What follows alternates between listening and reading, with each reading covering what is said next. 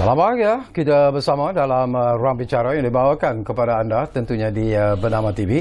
Dan hari ini juga kita memilih satu lagi topik yang saya kira cukup penting dan menarik sebenarnya untuk kita sembang-sembang bersama dengan seorang tetamu yang cukup istimewa yang sudah pun berada di studio Ruang Bicara ini bersama dengan saya. Dan isu yang menjadi pilihan kita hari ini ialah tentang pelancaran buku Membangun Negara Madani, Visi dan Kerangka Dasar Reformasi yang ditulis oleh Yang Berhormat Datuk Seri Anwar Ibrahim. Ini dia pelancaran yang akan berlangsung pada 19 hari bulan nanti di PICC. Dan banyak perkara sebenarnya yang ingin kita sentuh berkaitan dengan buku ini. Dan mungkin anda juga masih ingat bahawa buku ini sebenarnya ditulis pada asalnya dalam bahasa Inggeris, iaitu Script for a Better Malaysia. Ini dia. Dan kemudiannya buku ini juga diterjemahkan ke dalam bahasa Malaysia, iaitu Membangun Negara Madani. Itulah topik yang menjadi pilihan kita di Ruang Bicara hari ini. Dan kita ingin mengucapkan jutaan terima kasih kepada tetamu yang sudah pun berada bersama saya di studio ini, iaitu Yang Berbahagia Datuk Ismail Yusof, yang merupakan pengarah eksekutif di Institut Darul Ehsan ataupun IDE. Jadi Datuk, apa khabar? Alhamdulillah. Hey, lama betul kita tak bersama tu. Kali terakhir bila? 2 tahun 2019. 2019. Alhamdulillah. Datuk kelihatan masih lagi sihat sebenarnya. Alhamdulillah. Dan sekali makin handsome. Kita makin muda semua. Itu pujian tu. Okey. Baik, kita nak bercakap tentang topik yang saya kira cukup penting. Macam saya katakanlah, membangun negara madani. Dan kita juga sebenarnya mengalu-alukan apa saja pandangan dan juga pendapat ataupun pertanyaan yang mungkin ingin anda lontarkan. Jadi gunalah 2 talian yang kami sediakan kepada anda, iaitu di 0326979767 dan juga 0326979768. Baik, ini penting Datuk ya. Sebelum itu, ialah saya tertarik hati sebenarnya dengan tajuk ataupun judul buku ini sendiri, iaitu Membangun Negara Madani, Visi dan Kerangka Dasar Reformasi. Ramai yang suruh saya bertanya sebenarnya, apa yang dimaksudkan dengan membangun negara madani itu? Barangkali mungkin saya kena mula dulu sekali dengan memberi sedikit latar tentang buku ini. Okay. Silakan. Sebenarnya buku ini adalah himpunan perjalanan Yang Amat Berhormat Datuk Seri Anwar Ibrahim lebih 4 dekad daripada zaman beliau memimpin mahasiswa belia di 70-an dan kemudiannya berada dalam kerajaan sehingga beliau menjadi Timbalan Perdana Menteri pada waktu itu. Dan seterusnya lah kita tahu yang telah menjadi sejarah selepas 98. Beliau terkeluar daripada arus pimpinan perdana dan kemudian keluar masuk penjara dan memimpin gerakan reformasi. So dalam tempoh 4 dekad itu beliau sebenarnya melalui proses saya fikir membina pemikiran, kematangan dan kebijaksanaan dalam urus tadbir dan tata kelola. Kerana pengalaman beliau yang panjang itu bukan sahaja menghimpunkan kebijaksanaan dan wisdom beliau, tetapi pembacaan beliau, penulisan beliau dan pembentangan beliau dalam dan luar negara, termasuk sewaktu beliau dalam penjara. Beliau menulis pelbagai artikel dan komunikasi dengan kawan-kawan di luar dan pembacaan beliau, semua itu kemudiannya dihimpunkan. Ini pada 2018 kalau saya masih ingat. Pada 2018 waktu itu beliau dijanjikanlah selepas 2 tahun untuk menjadi Perdana Menteri. Jadi dalam persiapan itu maka ada beberapa teman-teman, khususnya kawan-kawan senior yang pernah bersama dengan Datuk Seri Anwar untuk mentelaah bahan-bahan tersebut dan kemudiannya disusun bersama dengan beliau hingga menjadi suatu nukilan karya yang disebut sebagai Madani. Itu dia punya latar belakang. Jadi Madani ini ialah akronim M-A-D-A-N-I itu akronim. Yang membawa maksud asalnya skrip dalam bahasa Inggeris. Ya. Ya, kalau dilihat kan, maksud yang di dalam Madani ini, dia ialah nilai-nilai ataupun rukun yang dianggap penting untuk hayati dan dijadikan garis panduan dalam konteks hala tuju membina negara bangsa. Bila kalau kita lihat daripada apa yang dilakukan Yang Amat Berhormat Perdana Menteri Datuk Seri Anwar apabila diangkat dan dilantik sebagai Perdana Menteri, melalui ucapan-ucapan beliau sebagai Perdana Menteri, sesuatu yang saya kira cukup menarik perhatian kita ialah tentang bagaimana Yang Amat Berhormat Datuk Seri Anwar sendiri sentiasa memberi penekanan sebenarnya pertamanya kepada pentadbiran yang lebih efisien, yang lebih cekap, tidak rasuah dan sebagainya. Dan hari ini juga saya mendengar ucapan beliau ketika berada di Jabatan Perdana Menteri bersama dengan kaki tangan JPM sendiri. Beliau menekankan, beliau mahukan supaya kaki tangan kerajaan juga turut memberi bantuan sebenarnya kepada pentadbiran beliau, dan beliau juga mahu supaya mereka sentiasa memberi laporan sekiranya ada salah laku dan sebagainya dalam pentadbiran negara. Apakah Datuk melihat bahawa ini satu pendirian yang cukup tegas dan cukup ikhlas dilontarkan oleh Yang Amat Berhormat Perdana Menteri sebenarnya? Sebenarnya apa yang kita dengar hari ini, dan juga saya kira setelah beliau mengangkat sumpah pada 24 hari bulan November yang lalu, dan kemudiannya melalui proses kita semua tahu di Parlimen pada 19 Disember, di mana sebenarnya proses tersebut dari segi perundangannya tidak perlu pun, tapi beliau memilih untuk supaya diberikan signal yang jelas kepada rakyat. Kita semua tahu selepas pilihan raya umum yang ke-15, Isahang Parlimen dan kemudiannya dengan restu daripada Kebawah Duli Tuanku, maka dibentuk kerajaan perpaduan. Sudah tentulah bagi Datuk Seri Anwar Ibrahim sangat penting bagi beliau mendapat mandat yang jelas, dan selepas itu kita lihat ada beberapa siri. Kalau sekali masih ingat masa sambutan tahun baru, Masihi 2023, suatu yang sangat unik sebenarnya kali ini, sebab sambutan tahun baru Masihi dibuat di Masjid Putrajaya. Dan dalam ucapan beliau itu saya percaya kita semua dapat dengar beliau memberikan penegasan tentang betapa pentingnya urus tadbir dan tata kelola negara ini melibatkan semua peringkat, bukan saja di peringkat pimpinan kabinet dan eksekutif, tetapi juga rakyat. Kerana itu untuk bergerak ke hadapan ini kita memerlukan satu landasan filosofi ataupun falsafah yang boleh memberikan kerangka untuk semua pihak ataupun kita panggil stakeholder daripada pimpinan dan juga rakyat untuk bersama-sama melakukan perubahan dalam konteks membina negara bangsa. Baik, kita nak pergi bercakap tentang buku Membangun Negara Madani, visi dan kerangka dasar reformasi. Apa sebenarnya, kenapa buku ini pada pandangan Datuk amat penting sebenarnya untuk dibaca oleh semua orang sebenarnya, kerana ianya apa gambaran yang diberikan oleh ataupun penjelasan yang diberikan oleh Datuk Seri Anwar Ibrahim melalui buku Membangun Negara Madani ini. Kalau kita mengimbas balik 65 tahun kita melalui selepas kemerdekaan, proses pembinaan negara bangsa ini secara peribadilah pandangan saya bukanlah bermula dengan hukum Madani ini. Kita semua masih ingat kita pernah mengangkat tema wawasan 2020 zaman Tun Mahathir yang jadi menteri. Kemudian kita juga pernah mendengar Islam Hadari. Begitulah satu Malaysia, dan kemudian satu ketika kemakmuran bersama, dan yang terakhir daripada mantan Perdana Menteri Datuk Ismail Sabri tentang keluarga Malaysia. Jadi setiap Perdana Menteri ada tema yang dibawa, dan bagi saya apa yang diangkat oleh Datuk Seri Anwar ini adalah sebahagian daripada rantaian proses membina negara bangsa. Dan cuma apa dia yang ada di hadapan kita sekarang.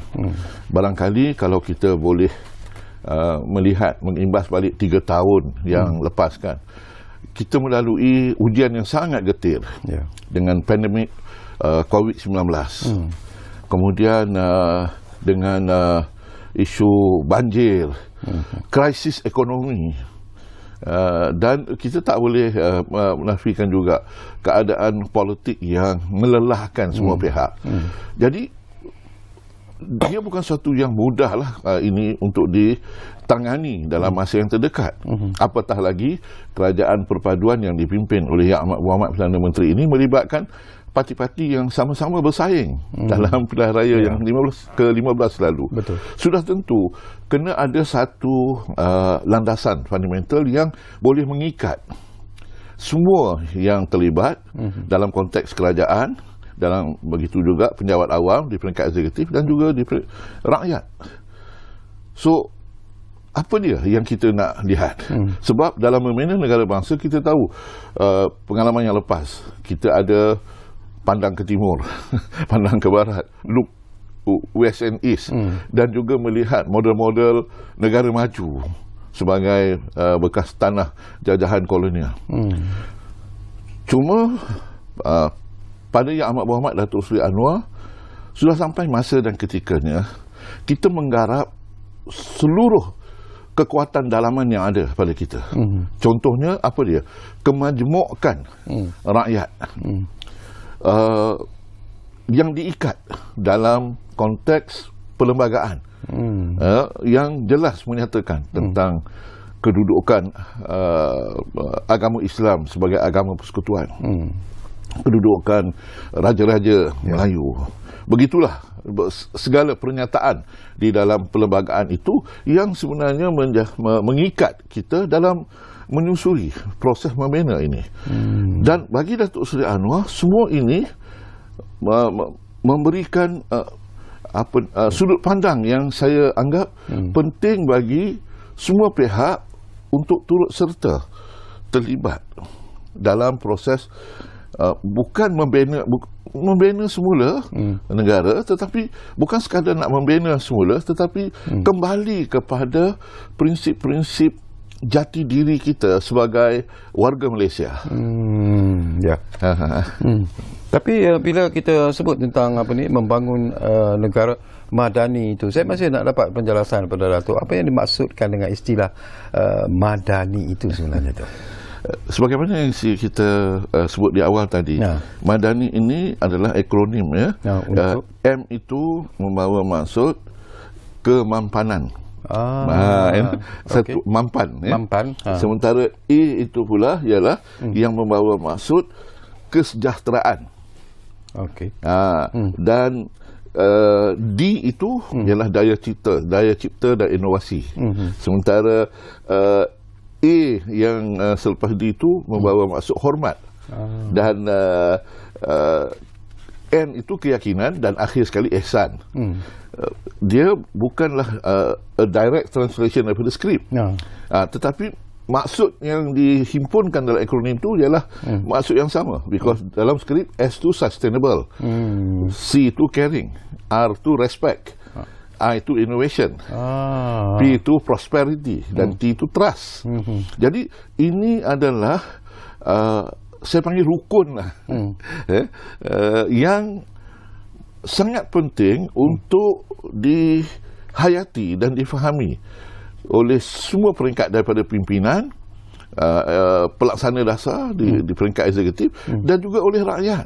Sebab dalam proses membina negara ini, bila kita sebut selepas COVID, kita sebut pasca COVID ini, ada satu pendekatan yang disebut post-normal, pasca normal. Sebab maksudnya kita tidak boleh lagi menangani isu-isu yang terkait dengan soal ekonomi, pendidikan, sosial dengan menggunakan cara-cara konvensional, cara-cara yang normal. Kerana situasi yang ada sekarang ini, situasi yang cukup rencam, sangat mencabar, dan dalam bahasa dalam buku skrip itu disebut chaos, yang kacau bilau, dan dia sangat dipengaruhi oleh perubahan-perubahan yang berlaku. Dan dalam buku ini, bila kita sebut 6 prinsip ini atau 6 rukun ini, persoalan yang cuba dikongsi oleh Yang Amat Berhormat Datuk Seri Anwar ialah kita tak dapat elak perubahan. Tetapi apakah kita nak biarkan masa depan kita ini dibentuk oleh perubahan ataupun kita yang membentuk perubahan? Sebab perubahan itu suatu yang real, yang realiti, yang berlaku. Kan? Jadi masa depan kita, the future, masa depan ni bukanlah suatu yang mudah untuk diramalkan. Kerana saya selalu sebut yang paling pasti ialah tak pasti dalam suasana post normal ini. Kerana ialah soal informasi, soal maklumat, pengaruh sosial media dan juga dunia yang lebih terbuka, lebih liberal, dan kerana itu ia memerlukan kita pendekatan yang baru, pentakrifan yang baru. Sebagai contoh, kalau saya ambil prinsip yang pertama, mampan itu. Mampan ini, sustainable ini, secara konvensionnya kita melihat dalam konteks SDG ataupun Sustainable Development Goal dalam konteks pemeliharaan alam sekitar. Contohnya di apa yang berlaku di Batang Kali baru-baru ini, yang melibatkan kematian yang ramai begitu. Dia bukan hanya soal pemeliharaan alam sekitar, tetapi dia ada kaitan dengan soal penguatkuasaan. Bagaimana pihak agensi penguatkuasa terlepas pandang ataupun bagaimana pengusaha yang berkenaan membelakangkan perundangan hingga menyebabkan berlaku risiko yang begitu. Itu ada kaitan dengan soal ketulusan, soal integriti, soal tabir urus yang kita lihat lemah. Dan ini yang pagi ini bila Datuk Seri Anwar berucap di beliau sebut bahawa sangat penting bagi penjawat awam untuk memberikan maklum balas. Beliau memahami hierarki dan birokrasi dalam urus tadbir dan tata kelola, tapi kita tak nak mahu melihat ke belakang. Kita nak move forward, melihat ke hadapan. Bagi Datuk Seri Anwar ialah sudah sampai masanya kita memberdayakan, empowering semua pihak untuk turut sama mengambil tanggungjawab ini. Ini sangat penting sekali kerana kita adalah negara yang mengamalkan demokrasi berparlimen. Partisipatif demokrasi. Membawa maksud apa? Rakyat yang diberikan apa yang dipanggil hak dalam perlembagaan, constitutional right untuk memilih kerajaan. Tetapi dia tidak berhenti di situ. Sebab dalam partisipatif demokrasi, rakyat juga punya tanggungjawab untuk memastikan pimpinan yang dipilih itu melaksanakan tanggungjawab seperti mana yang dilafazkan ketika berkempen dalam pilihan raya. Pimpinan politik pula menyatakan hasrat dan dalam bentuk manifesto ataupun kempen mereka untuk mendapat kepercayaan daripada rakyat. Dan sudah tentu itu juga ada kaitan dengan hope, pengharapan daripada mereka yang memberi undi. Dan semua ini terkait. Sebab itu bila kita lihat setiap satu daripada rukun ini, kita tidak boleh lihat dia secara konvensional, saya kata tadi, dari satu sudut. Sebab setiap satu rukun ini dia terkait dengan soal urus tadbir, dia terkait dengan soal ekonomi, dia terkait dengan soal pendidikan, dia terkait dengan soal sosial dan segala macam aspek dan elemen dalam kehidupan kita. Bila Datuk sebut tentang persoalan itu, barangkali kalau kita lihat semula kepada dasar yang dibentangkan melalui rukun madani ini sendiri, selain daripada kemampanan yang Datuk sebut tadi, dia juga melibatkan kesejahteraan, daya cipta, hormat, keyakinan dan juga ihsan. Jadi betul lah, semua ini penting digabungkan untuk melahirkan satu masyarakat masyarakat Malaysia. Betul-betul. Terima kasih banyak membantu saya dekat situ, Sakawi. Kerana ramai yang bertanya bila kita kata Yang Amat Berhormat Perdana Menteri akan memberi amanat pada 19 hari bulan ini membina negara madani. Ramai yang merasakan bahawa buku ini menceritakan tentang negara madani, tetapi dalam buku ini sebagaimana yang saya sebutkan tadi, ia adalah himpunan pengalaman dan perjalanan Datuk Seri Anwar yang lebih 4 dekad itu untuk dikongsi bersama dengan pimpinan. Bahkan dalam pelancaran awal waktu skrip dahulu, Datuk Seri Anwar menyebutkan pada waktu itu, walau siapa sekalipun yang diangkat sebagai Perdana Menteri, walau siapa juga yang akan memimpin negara ini, sangat penting kita mempunyai dasar dan kerangka membina negara yang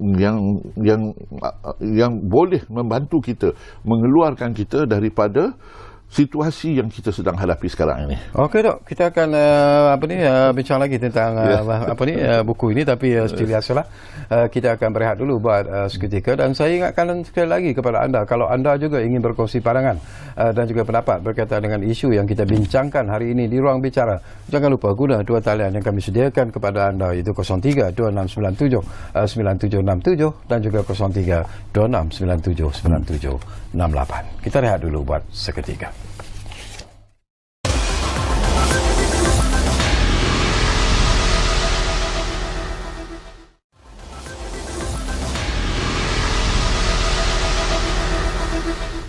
Baiklah, kita kembali semula ke Ruang Bicara ini. Kita masih lagi bercakap tentang buku Membangun Negara Madani yang ada bersama dengan saya ini, dan kita masih lagi bersama dengan yang berbahagia, Datuk Ismail Yusof, iaitu pengarah eksekutif di Institut Darul Ehsan. Baik, saya difahamkan kita dah pun ada pemanggil di talian sekarang ini. Ridwan dari Pulau Pinang sudah pun bersiap sedia di talian kami. Assalamualaikum, Ridwan. Assalamualaikum. Ya, Waalaikumsalam. Assalamualaikum Tuan Sakawi dan ahli panel. Waalaikumsalam. Ya. Ini tadi saya dengar pada Tuk Sri kan, ada sebut membangun negara madani. Yang itu saya pula ada tergambar lah, ada mengenai perubahan sosial lah di Malaysia ni. Dia ada sebut Datuk sebut integriti masih guna komisioner. Jadi saya punya persoalan kan. Kita tengok daripada industri, dulu kita negara pertanian, sekarang kita berubah kepada negara industri. Jadi banyak perubahan-perubahan di Malaysia ni terutama penghijrahan, penghijrahan rakyat seluruh Malaysia. Tapi kemudian kita bila berlaku penghijrahan ni, dia akan berlaku gejala sosial. Yang ni yang berlaku di negara Malaysia ni yang kemudian media sosial. Yang ni apabila ada media sosial, jadi kerjaan yang baru ni perlu teliti balik. Bagaimana untuk mengatasi masalah ni. Kemudian kita ni patutnya kita ada inovasi dan kreativiti kan. Patutnya kita bagi para rakyat Malaysia ni dia ada inovasi dan kreativiti lagi. Patutnya kita bagi rakyat Malaysia ni, kita bagi wang kepada kita dengan awam kan, untuk lebih inovasi dan kreativiti. Kemudian kita tengok brain drain. Brain drain Malaysia ni banyak dia lari kepada negara-negara luar. Sebab mengajar gaji. Patutnya brain drain ni rakyat Malaysia perlu mengatasinya. Supaya kita tidak rakyat Malaysia yang cerdik pandai tidak berlari ke negara luar. Sebab kita Malaysia ni kita tengok pendapatan rendah. Sebab pada dasar kita pendapatan tinggi.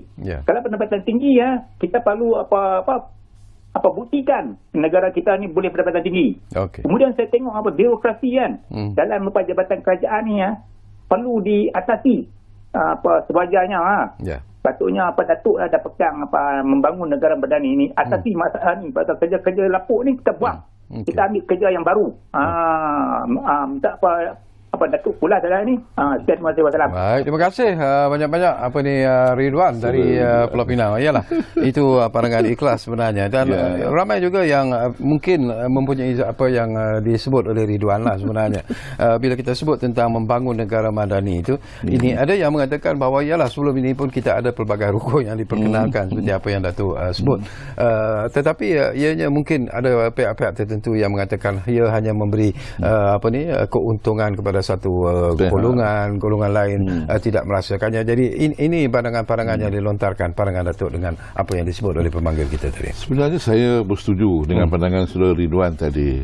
Dan sebenarnya inilah yang cuba nak diangkat oleh Yang Amat Berhormat Perdana Menteri melalui perkongsian beliau dalam buku Madani ini.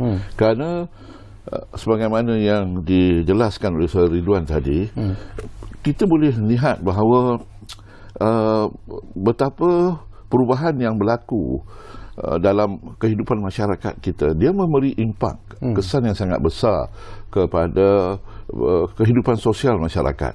Saya ambil contoh umpamanya kita selalu membahagikan dalam konteks pendapatan, ya. Kita sebut mereka yang dalam kategori B40, M40 dan juga T20, T20. Tapi apa yang telah berlaku selepas COVID-19 kita lihat, pembahagian ini pada saya perlu dikaji semula. Kerana yang paling terkesan, of course kita sebut B40 itu satu, mereka yang dalam golongan berpendapatan rendah. Tetapi apa yang berlaku ialah golongan pertengahan, yang M40 itu setelah 2 tahun akibat daripada pandemik COVID-19 dan juga krisis ekonomi, termasuk kemudian politik yang berlaku, menyebabkan mereka pun jatuh ke B40. Dan B40 itu lebih tertekan. Dan kalau dulu kita bercakap sekali tentang kemiskinan tegar dalam konteks bandar luar bandar, tetapi sekarang kita ada dipanggil urban poverty, miskin bandar. Dan ini menunjukkan betapa recamnya situasi yang ada. Itu baru dari satu aspek, dari satu pengurusan ekonomi. Sebagaimana yang Saudara Ridwan sebut tadi, ada banyak perkara lagi yang akhirnya memberi kesan kepada bukan saja sosioekonomi, tetapi soal isu-isu gejala sosial dalam masyarakat. Penggunaan sosial media umpamanya. Itu suatu yang kita tak dapat elak. Bahkan dalam pilihan raya umum yang lepas. Ya, sebenarnya is a battle of sosial media, pertarungan sosial media. Tetapi bagaimana kita menguruskan keadaan itu dalam keadaan di mana rakyat perlu disediakan untuk dengan ilmu, dengan pengetahuan, dengan saya sebut critical thinking. Baru ini ketika Yang Amat Berhormat Perdana Menteri di Jakarta dalam masa memberikan ucapan dia di JCOB, beliau ditanya tentang apakah hala tuju yang beliau akan bawa dari bawah kepimpinannya sebagai Perdana Menteri ke-10. Jawapannya itu pada saya sangat terkesan kerana beliau menyebutkan bahawa yang beliau inginkan ialah supaya negara ini menjadi amalan demokrasinya menjadi lebih matang sehingga ia boleh memberikan keadilan untuk semua. Sangat padat dan kalau mau diulas itu sebenarnya itulah yang sebenarnya memerlukan rukun-rukun yang saya anggap fundamental. Ini nilai-nilai murni yang sepatutnya menjadi pegangan, menjadi prinsip bukan saja pada pimpinan pelaksana dasar, tetapi kepada rakyat. Menjadi pegangan dan prinsip ini pun sesuatu yang cukup penting sebenarnya tu ya. Kita melihat ke hadapan lah, mungkin untuk memperkenalkan apa saja rukun itu bukanlah sukar sebenarnya. Tetapi yang penting sekarang ini adalah apakah semua pihak daripada rakyat jelata sehinggalah kepada kepimpinan negara sendiri faham tentang apa yang ingin dicapai oleh Yang Amat Berhormat Perdana Menteri, apakah mereka boleh melaksanakannya mengikut apa yang dikendaki oleh Yang Amat Berhormat dan juga dihajati oleh Yang Amat Berhormat Perdana Menteri. Bagaimana Datuk melihat persoalan ini? Ini bagi saya soalan cepu mas lah. Kerana kita bercakap sekarang ini untuk melangkah ke hadapan. Sebenarnya inilah cabarannya yang perlu ditangani. Kita tak boleh menafi dan mendidakkan. Because ini realiti yang ada di hadapan kita sekarang. Cuma ia memerlukan suatu perancangan strategik jangka panjang yang di bawah kepimpinan Yang Amat Berhormat Perdana Menteri yang ada sekarang. Dan kalau kita lihat dalam beberapa siri selepas dalam masa sebulan lah, saya fikir menjelang 19 hari bulan Januari ini, kita lihat ada berbagai inisiatif segera yang Amat Berhormat Perdana Menteri umum dan laksanakan, kerana bagi beliau akhir sekali matlamat kita dalam kepimpinan negara ini ialah memberikan kesejahteraan kepada rakyat. Itu. Tetapi dalam waktu yang sama kita perlu melihat dari segi jangka panjang. Ya, saya yakin dan kita doakan bersama dengan keadaan kestabilan politik yang boleh diwujudkan, Yang Amat Berhormat Perdana Menteri boleh memimpin hingga cukup 5 tahun. Dan saya mengharapkan untuk sampai ke tempoh itu, apa yang digariskan dalam hukum madani ini, InsyaAllah pada 19 hari bulan ini saya percaya Yang Amat Berhormat Datuk Seri Anwar Ibrahim akan dalam amanat perdananya, ia akan disiarkan secara langsung oleh RTM ke seluruh negara sebagai pandu arah ke arah membina negara yang lebih harmoni, yang lebih bukan saja memberikan kesejahteraan kepada semua, tetapi meraihkan kepelbagaian yang sebenarnya membentuk Malaysia ini sebagai sebuah negara. Saya nak petik Datuk, antara kandungan yang saya kira antara perkara penting yang disentuh oleh Amat Berhormat Perdana Menteri ketika menulis buku inilah, Datuk Seri Anwar Ibrahim. Kita boleh bergerak dengan menerima kenyataan bahawa keadaan berubah, atau kita boleh juga memilih untuk merubah keadaan. Sindrom keadaan berubah memaksa kita mengambil langkah-langkah sementara dengan reaksi terhadap perubahan persekitaran. Sementara merubah keadaan dalam kerangka jangka masa panjang memerlukan penaklukan yang jernih dan tindakan yang rasional melalui proses berfikir yang berterusan. Mungkin Datuk boleh komen tentang cantik. Hasrat yang ingin dicapai. Kami baru terima naskah tu dari saya. Hebatlah awak. Sebenarnya itulah yang menjadi hasrat yang mahu diangkat oleh Yang Amat Berhormat Perdana Menteri kita yang ke-10.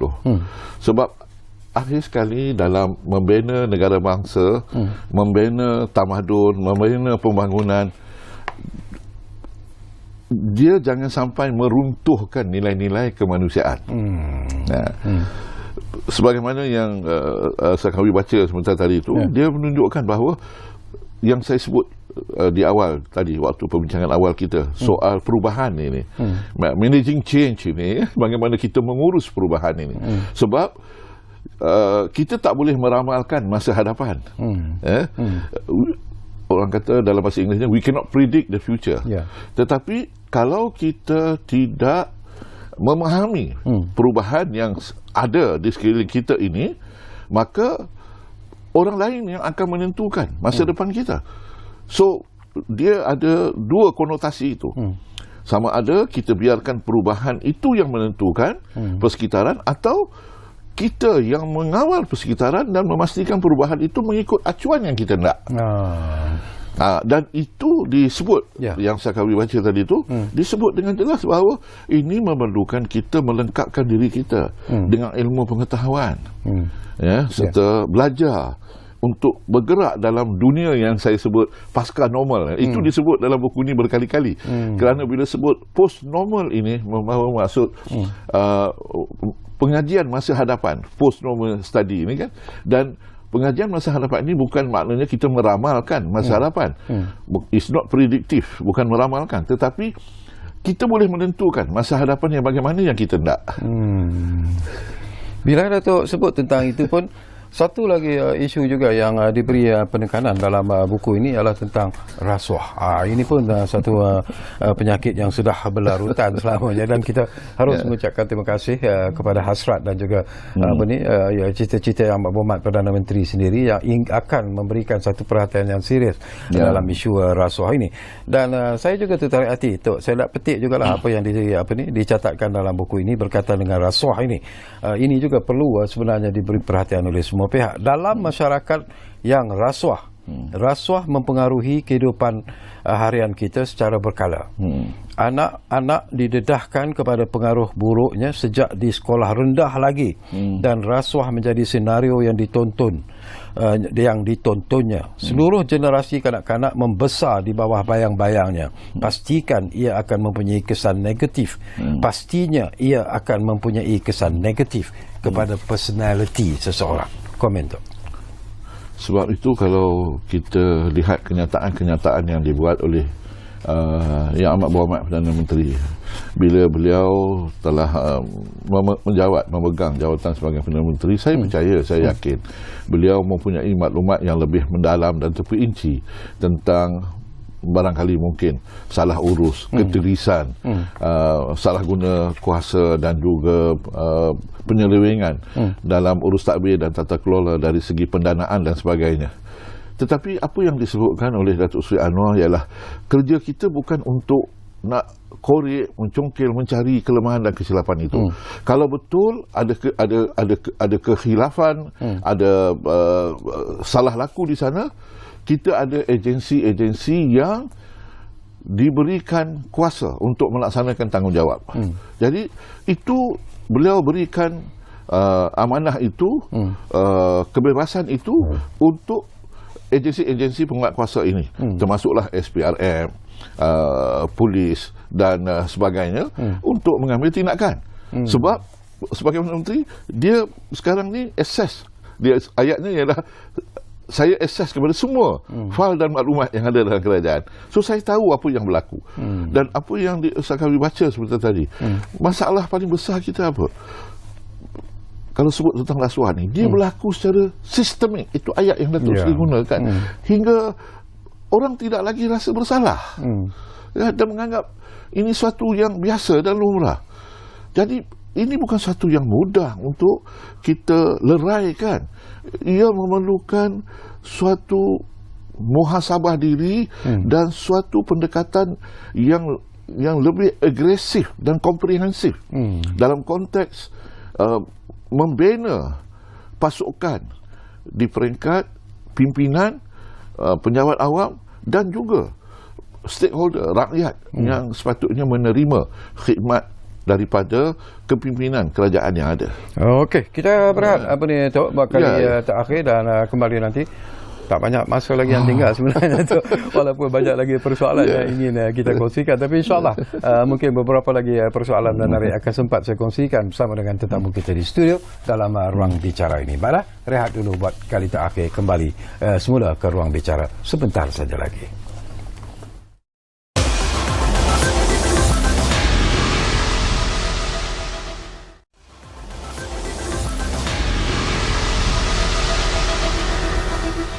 Baiklah, kami cukup berterima kasih kalau anda masih lagi menumpukan perhatian bersama kami di ruang bicara di Bernama TV ini. Dan tentunya kita sedang bercakap tentang buku ini, iaitu Membangun Negara Madani, yang ditulis oleh Yang Amat Berhormat Datuk Seri Anwar Ibrahim. Baik, Tok, ialah kita tahu bahawa mungkin banyak pihak yang sekiranya belum lagi mendapat peluang untuk membaca buku ini.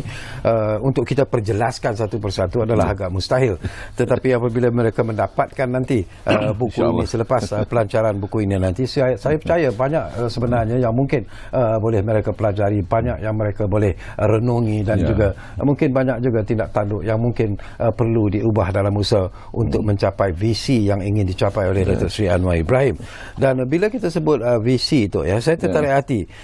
Saya petik daripada apa yang tertulis di dalam buku ini, iaitu untuk membangun tanah air yang lebih mampan dan makmur berteraskan roh, daya cipta, nilai hormat, keyakinan dan ihsan, di mana keterangkuman dan kesaksamaan menjadi teras utamanya. Ini sebuah masyarakat Malaysia yang adil. Cantik Tok kalau dapat sedikit penjelasan tentang visi ini sebenarnya.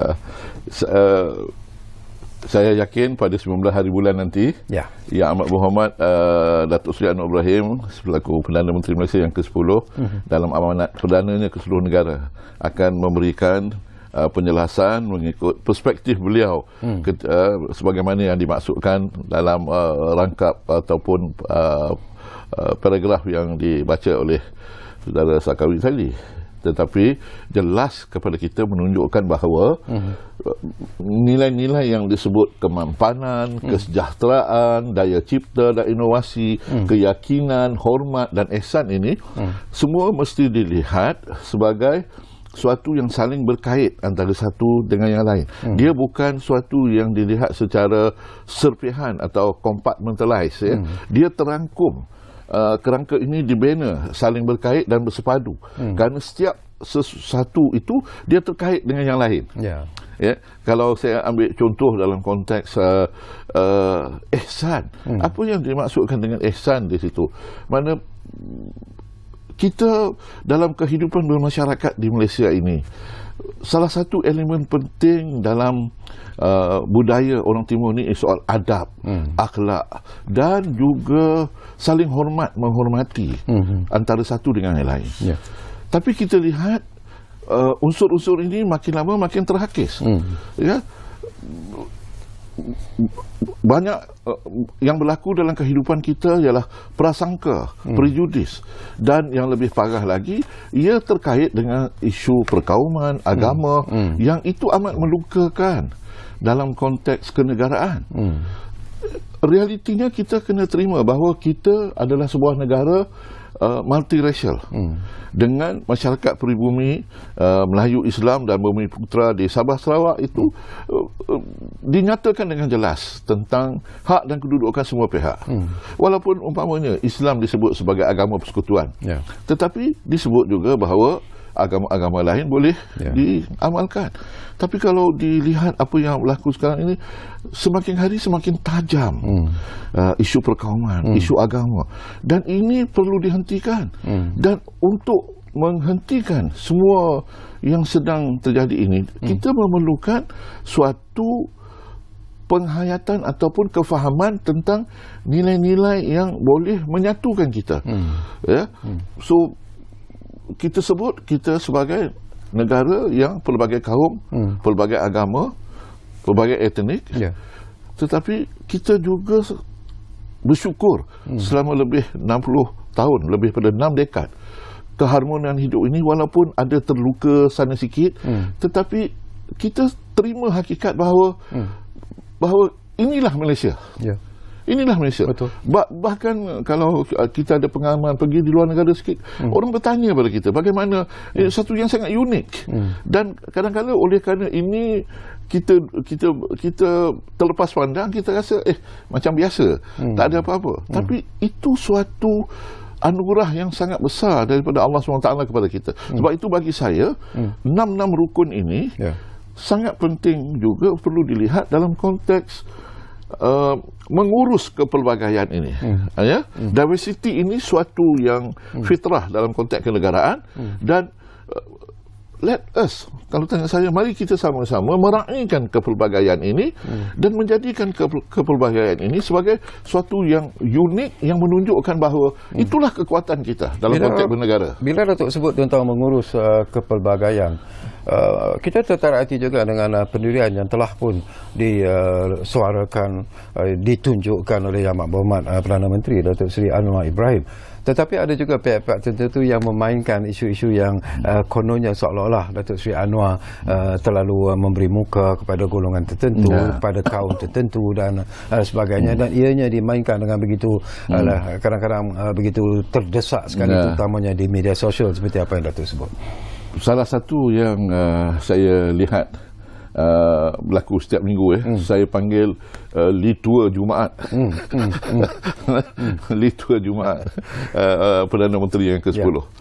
Setiap hari Jumaat beliau akan pergi menunaikan solat Jumaat di masjid-masjid di seluruh negara lah dia yang beliau pilih.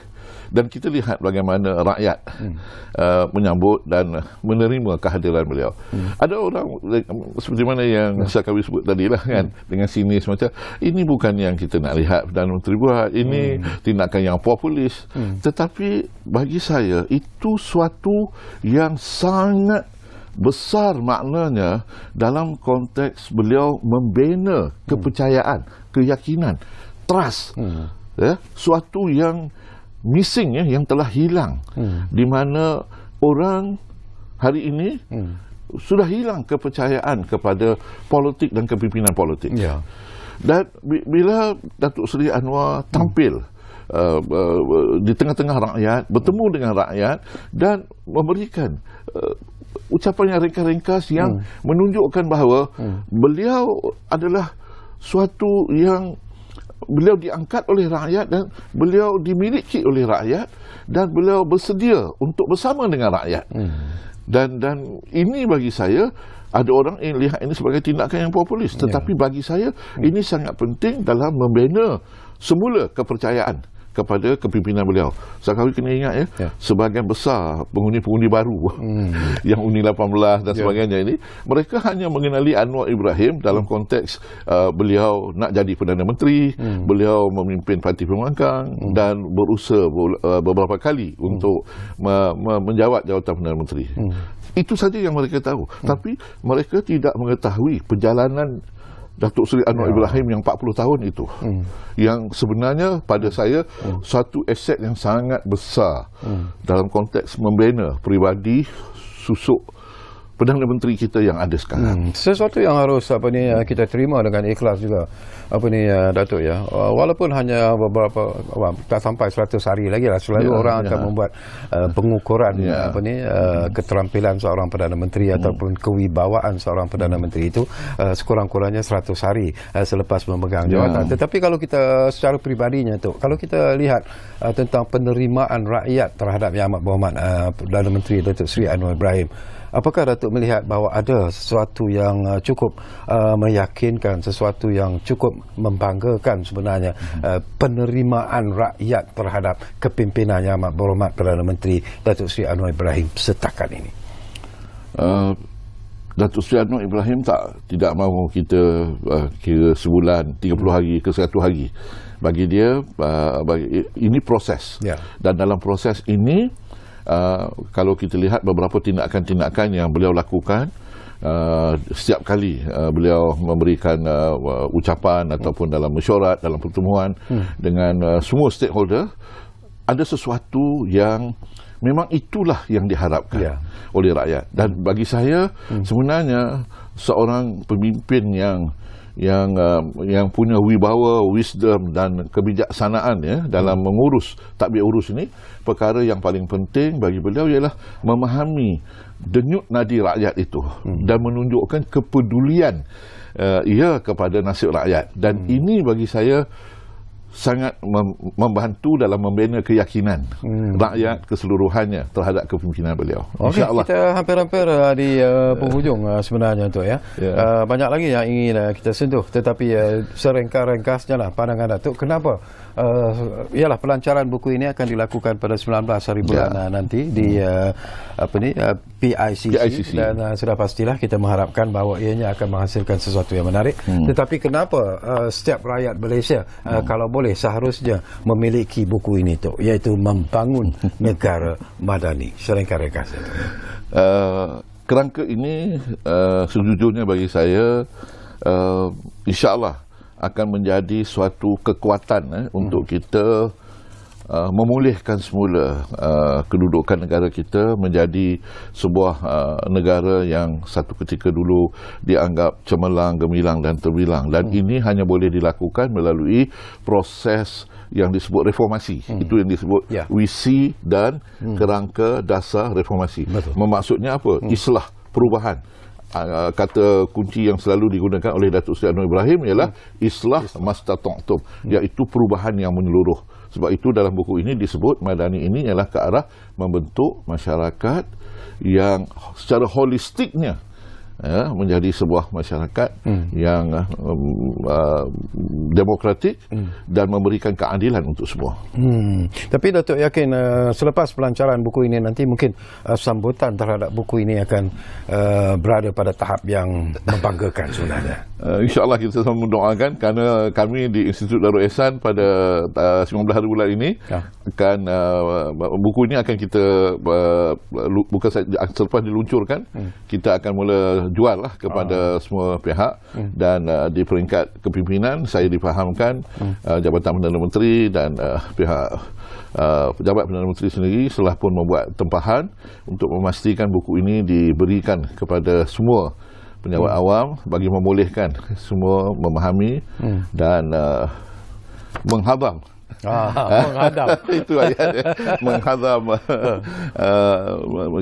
Tapi saya juga nak ingatkan juga ya di penghujung perbincangan kita ini, Datuk Seri Anwar juga di dalam rumusan penutup buku ini, beliau mengingatkan ini tidaklah bermakna apa yang beliau utarakan ini suatu yang perfect, yang boleh menyelesaikan semua masalah.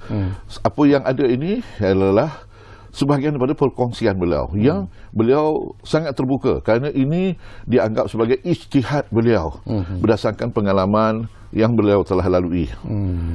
Jadi mungkin kita tidak berjaya sepenuhnya, tetapi daripada situ kita belajar untuk memperbaiki. Jadi itu ada sedikit peringatan yang diberikan.